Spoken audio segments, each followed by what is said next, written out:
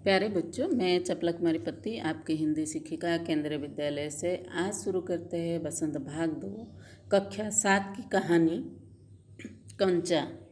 इस कहानी में लेखक टी पद्मनाभन ने बाल जीवन का सुंदर चित्रण किया है, जैसे कैसे एक बालक अपने खेलने के सामान बाकी अन्य चीज़ों से ऊपर रखता है और किसी भी कीमत पर खोना नहीं चाहता है।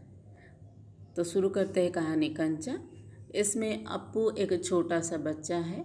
अप्पू हाथ में बस्ता लटकाए नीम के पेड़ की घनी छाया से गुजर रहा था। वह सियार कौवे की कहानी का मन ही मन मज़ा ले रहा था। वह चलते चलते एक दुकान पर पहुंचा, जहां अलमारी में कंचे के जार रखे थे। कंचे सफ़ेद गोल बड़े आमले जैसे दिख रहे थे। वह कंचे को देखते देखते उसमें खो गया। जार जैसे आसमान में बड़ा होने लगा और अप्पू जार के अंदर जाकर कंचे से जैसे खेलने लगा हो। वह कंचे से खेलना चाहता था, वह कंचा लेना भी चाहता था, लेकिन स्कूल की घंटी सुनते ही दौड़ पड़ा। स्कूल में देरी से जाने पर वह सबसे पीछे बैठा। उसके सहपाठी रमन, मल्लिका, अप्पू, अम्मू आदि आगे बैठे थे।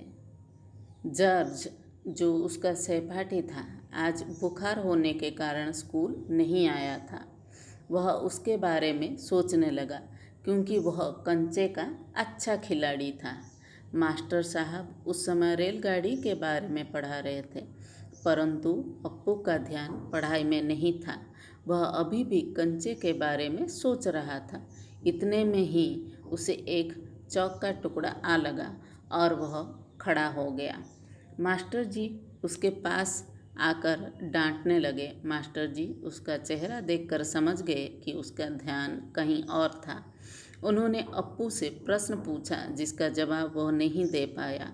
मास्टर जी ने उसे बेंच पर खड़ा कर दिया। सभी बच्चे उसे देखकर हंस रहे थे। वह रोने लगा। बेंच पर खड़ा अप्पू अभी भी कंचे के बारे में ही सोच रहा था। वो सोच रहा था कि जॉर्ज के आने पर कंचे खेलेगा। जॉर्ज के साथ वह दुकानदार के पास जाएगा। मास्टर जी ने अपना पढ़ाई समाप्त कर चले गए। अप्पू अब भी यही सोच रहा था, कंचे कैसे खरीदेगा। मास्टर जी ने जब बच्चों को फीस भरने के लिए कहा, सब बच्चे अपनी फीस भरने क्लर्क के पास चले गए। मास्टर जी के कहने पर अप्पू भी बेंच से उतरकर फीस भरने गया। बच्चे एक एक करके फीस भरने लगे। ज़्यादातर बच्चों ने फीस भर दिया, लेकिन अप्पू अभी भी कंचे के बारे में सोच रहा था। घंटी बजने पर सभी बच्चे कक्षा में आ गए।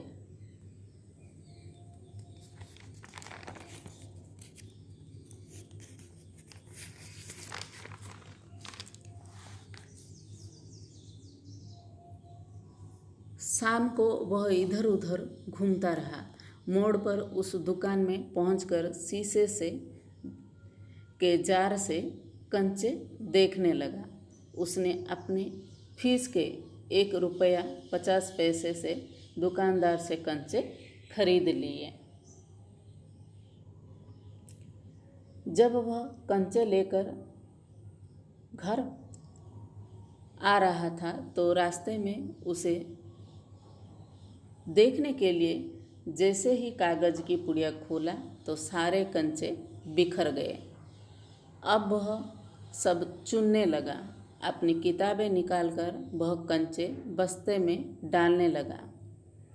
जब वह कंचे उठा रहा था तब एक गाड़ी आई और वहाँ रुक गई। गाड़ी के ड्राइवर को अप्पू पर गुस्सा आया, पर उसे खुश देखकर मुस्कुराकर चला गया। जब अप्पू घर पहुंचा और माँ को कंचे दिखाया तो माँ इतने सारे कंचे देखकर हैरान हो गई। अप्पू ने बताया कि वह फीस के पैसों से ये कंचे खरीद लाया है। माँ ने कहा, अब खेलोगे किसके साथ? ये कहकर माँ रोने लगी, क्योंकि उसकी एक बहन थी मुन्नी, जो अब इस दुनिया में नहीं थी। तब अप्पू ने माँ से पूछा कि आपको कंचे अच्छे नहीं लगे? माँ ने उसकी भावनाओं को समझ गई और हंसकर बोली, बहुत अच्छे हैं। तो बच्चों, ये थी कहानी कंचे की। तो अब देखते हैं कठिन शब्दों के अर्थ। केंद्रित, स्थिर, छांव, छाया, 9-2-11 होना, भाग जाना, जार, कांच के डिब्बे, कतार, पंक्ति, आकृष्ट, आकर्षित, टुकर टुकर ताकना, टकटकी लगाकर देखना, निषेध में मना करना, थामे, पकड़े, मात खाना, हार जाना, आँखों में चिंगारियाँ सुलगना, बहुत अधिक क्रोधित होना, सुबकना, धीमी आवाज़ में रोना, चिकोटी, चुटकी, खींचते लड़कों के पट्टे, रकम, पैसे, पोटली, थैली, गुस्सा, हवा होना, गुस्सा शांत हो जाना, काहे, क्यों। तो बच्चों, ये देखें हम शब्दार्थ भी। तो धन्यवाद बच्चों।